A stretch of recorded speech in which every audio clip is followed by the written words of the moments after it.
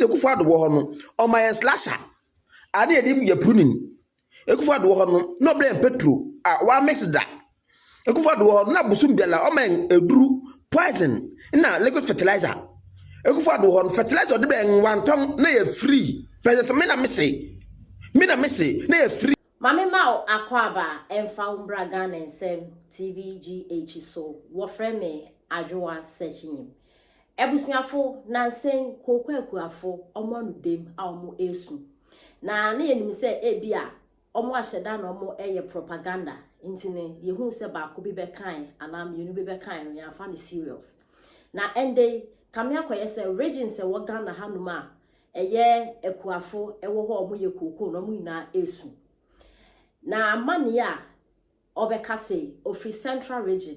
Imagine central region ya asase nankasa no ansa na ubeti media yeku na chese aso aba ma ono wa breba ya nankasa yakopon cheche ne ma wanhye da ma yembisa central region koko be branza na wonyi bipa na papa ya do koko chese ado ho ahwa na aso wafa pafo akwakoti koko no akwahata no wakoton a o chese be yebusum ni nse nke sika koko ekuafo etres omo ati koko de akoma atofo nso omo senka sika because aban face can buy omo emba school fees omo ntumi ntua omo rent omo ntumi ntua omo yere no omo entimi ensure omo na ebusuafo abra eye his excellency the former president now don Akufo-Addo ye president no yeti wagana ha no say emema ni bi etres ende na nado wosu nti sebio omo ho mpo ntumi ensure no omo ne omo yere no ada na ye de nyame asese ende nyankopon vindicate the former president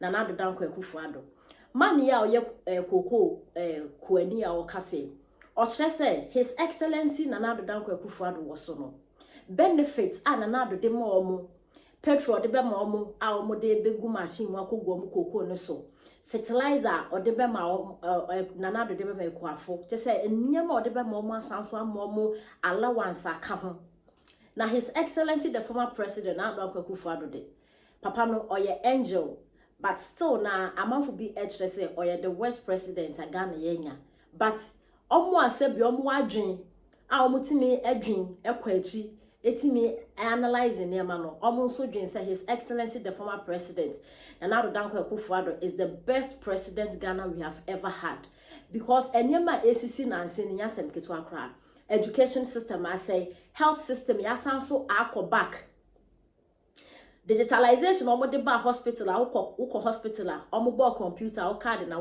information aba and then sesa ya akọ back manual na just NDC party ne de NDC be set NPP de yankwa ni ma no so be set yankọ back just niam esisi na chese na Nando was the best president Ghana yenyan make us no yentie ensema bray ede etudwa and a benefit bia na Nando ede emomo na bray kasa wie no Ghana for so call comment section as no man fanche papa no kra omo de man left right center omo HSA they should leave Nando Akufo-Addo alone they should let the man rest because he did his best Ghana for say no onye and omo sanso kofa mahama abon na yeto no 2016 over 1 million votes first term president no yesanso kofa ne ban no o ma na yesu a ede na yehu de ne yekekemi yenti ensema ma na editu dwa na yemeti ensema Ghana fugu nso aka ede a kire no. Hello, good morning fellow Ghanaians. Had I no mass of him in the mijina hanuma enye ahogo no so me yidim pa na maglomantal no e pese me kire aban no woso ne say ekuafo e Ghana ye eble ekuafo yansun egujem ekuafo yahu ahokyere we bi da.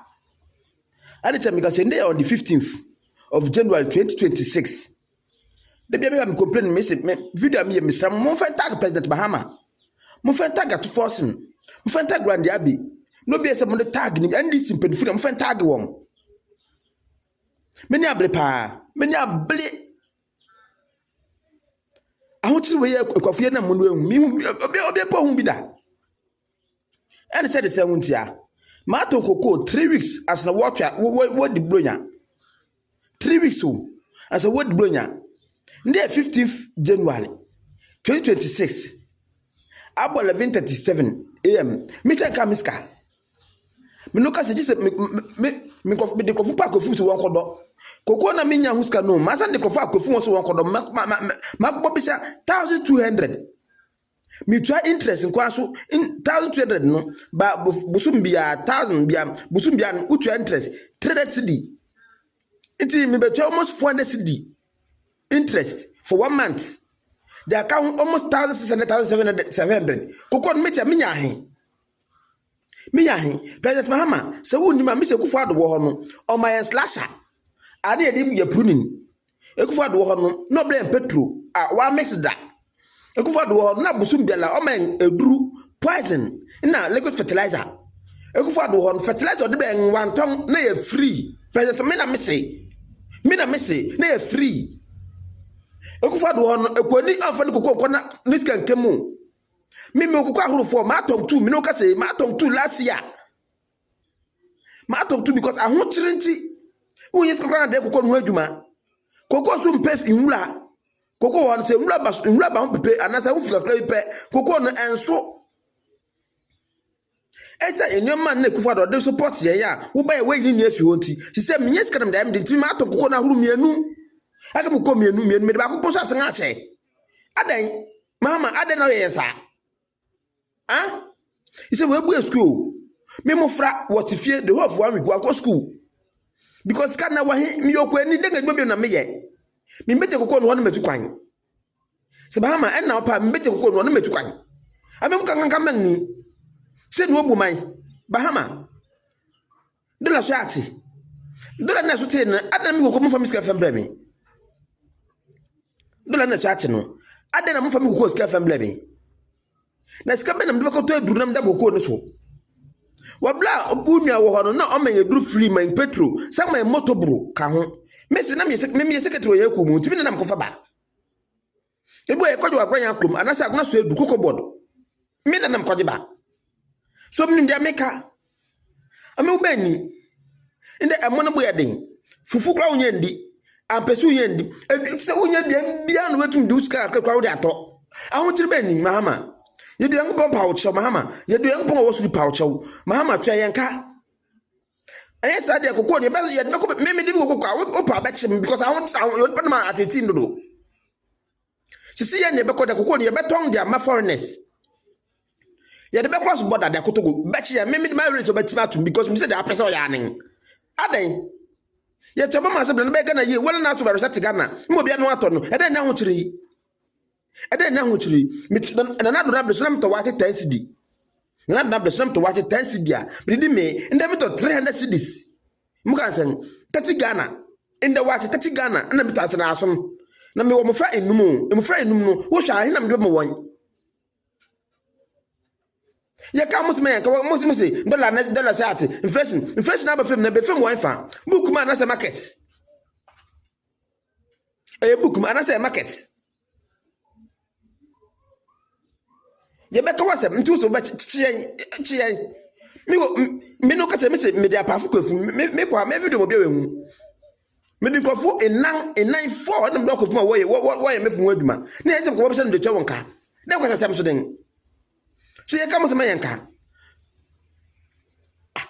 eden amang na yetimi o ma na ewom no wo ye adwuma abuei wo ye adwuma abuei na oba ma ye ekwafo ha to anu ni mahama anu ni na membu kan membu funga wo buwe de se na me ba wa wo class 3 ko betu ebu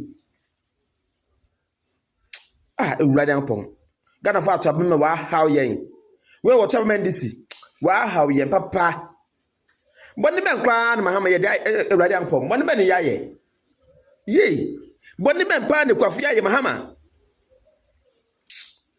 mewura ho papa mewura ho fise sati ahotiriwe na atitiwe onipa hu bi da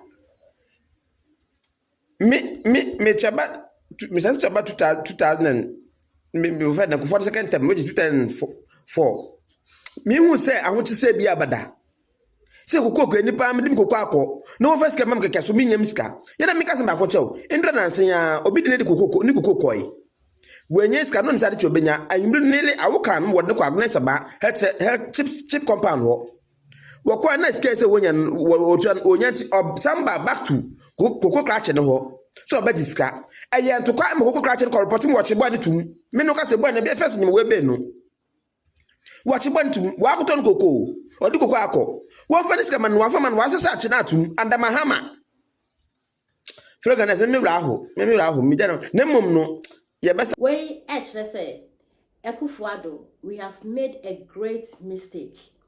Your God is punishing us. Please forgive us.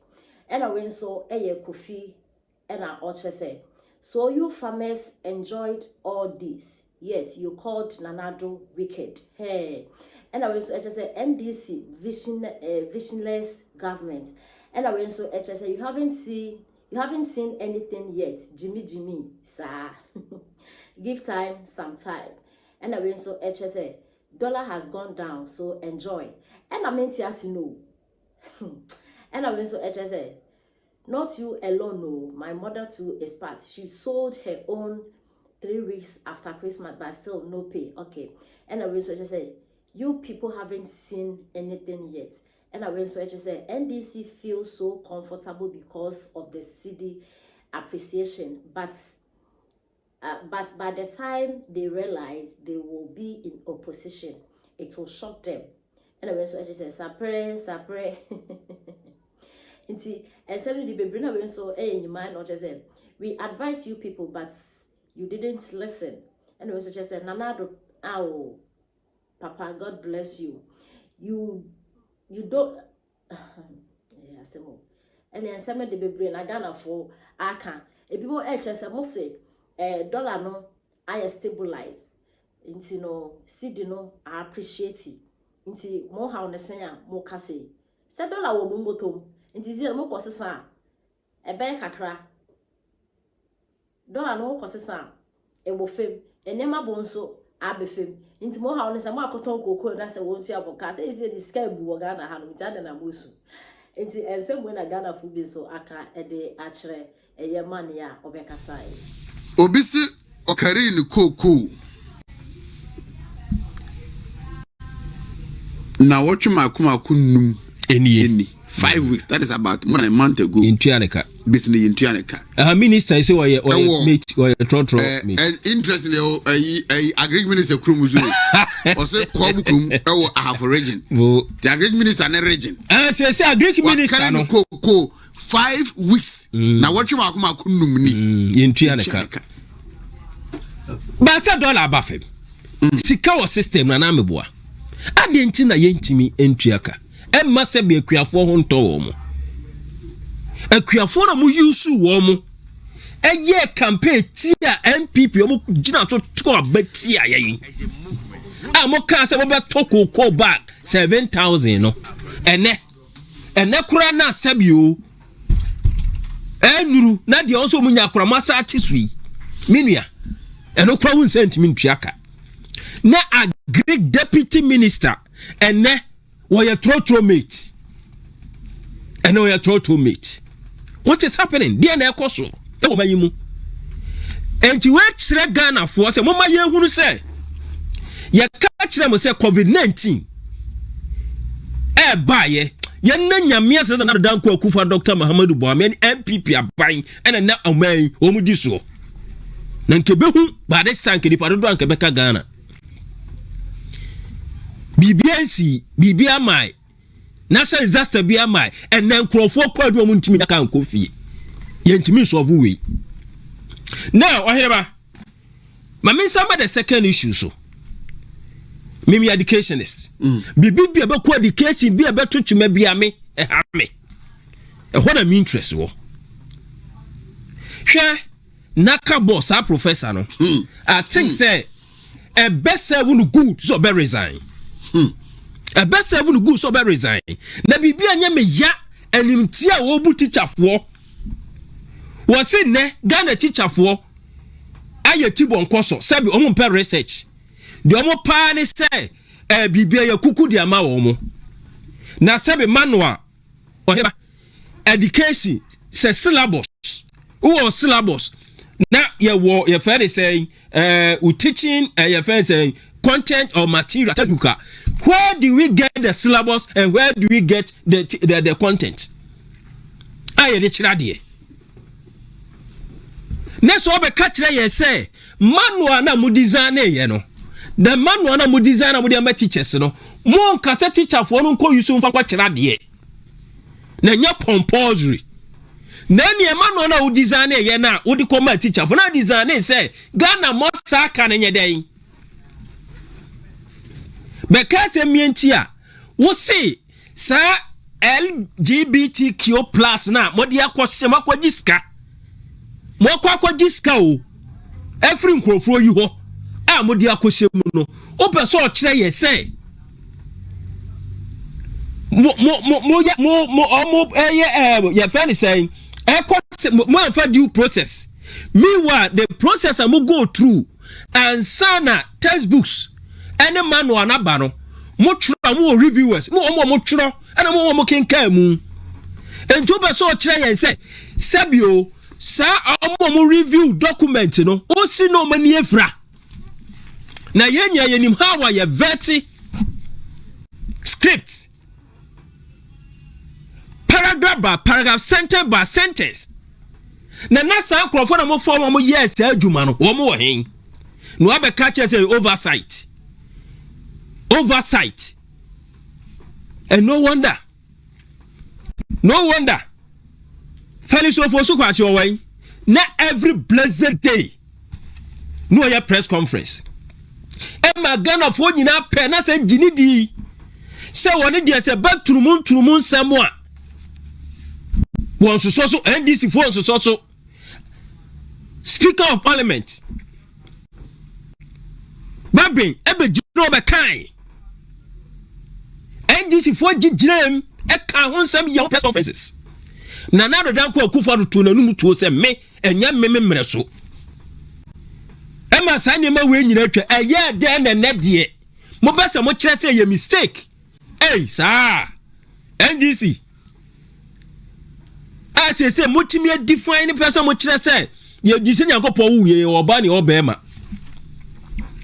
na mo na mo kire ye say definition ene mo content an wodi aba mo kire ye say ye ka sesa eye de wi nipa kro no wo si feel wo ho ye na person so person wo hunimu wo ho kire wo say wo ye bema kro otimi decide so yo oba eno ana mo de aduru ye school suma wo kɔ kire se nyame amoa ene ye teacher fuo yi.